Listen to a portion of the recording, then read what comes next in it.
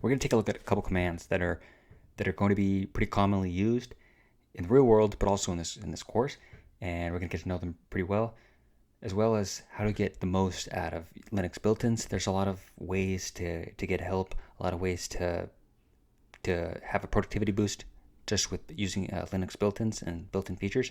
So we're going to take a look at that. One command that we've ran already is ls. Right, it lists when you're listing your directories and listing all your files.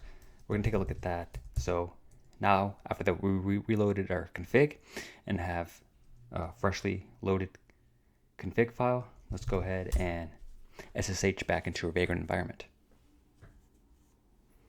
I forgot to run Vagrant up, and we can actually combine these two. So this is one way, which we'll get into detail. One way to kind of boost your productivity is running semicolon, which delimits or separates two commands, and it allows you to run one command right after the other. So we're going to do a Vagrant up to bring the machine up, and then SSH right into it. So just give it a couple moments to go back into our Vagrant environment, which we did make the changes in our Vagrant file. So we'll have that new host name.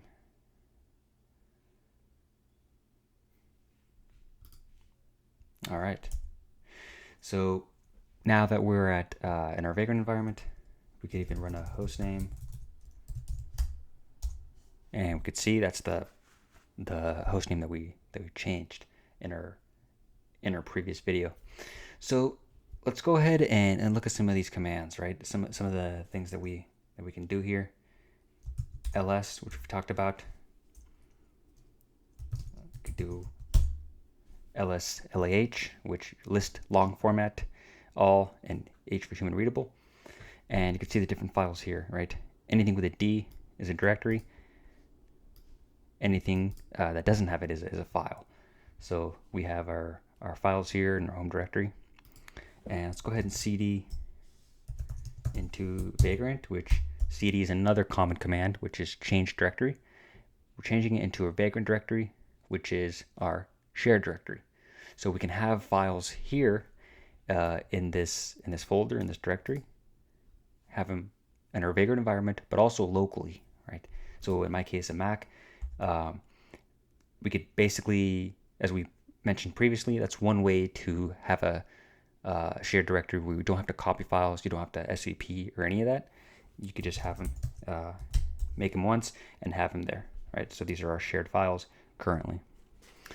So one thing that we could also do when it comes to productivity is tab autocomplete, something that comes in pretty handy. So let's say you have a command and it's a rather long command. Maybe you're changing into, let's say, just as an example, cd etc, and you want to get into, let's say, log rotate d, just as an example, right? Well, you could type that out, but as you can see, there's another directory here that starts with log, so you wouldn't get that, or you would have to like remember, right, exactly what to type. But you could also do like a log r, and then tab, and the rest would autocomplete, right? So it's just a way to, let's say you semi-remember where you need to go, where you need to change directories to, and you have to remember just enough to be disambiguous, and then Linux will take care of the rest. So that's one way to kind of boost your productivity as well.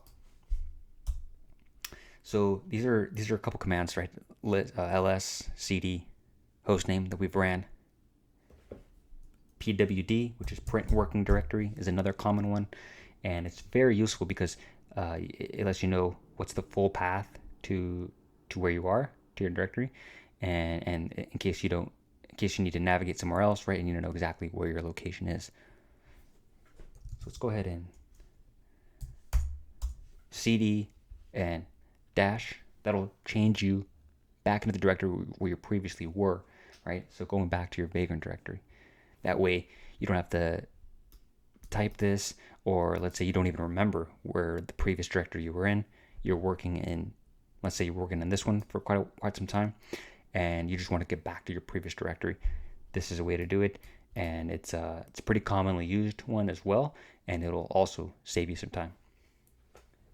One of the other big ways that can save you some time is using aliases. And the concept of aliases is basically shorthand ways of running commands, right? Think of them as shortcuts, keyword shortcuts, which you can then use over and over, and that'll save you some time. Let's say you have a really long command or a multi command, as we used previously with vagrant up, vagrant SSH. You could wrap that into an alias, like a one word alias, and run that, and then just call that every time you need to do that specific command. So that's one thing you can do, and that'll save you some time. So let's go ahead and do an example of that.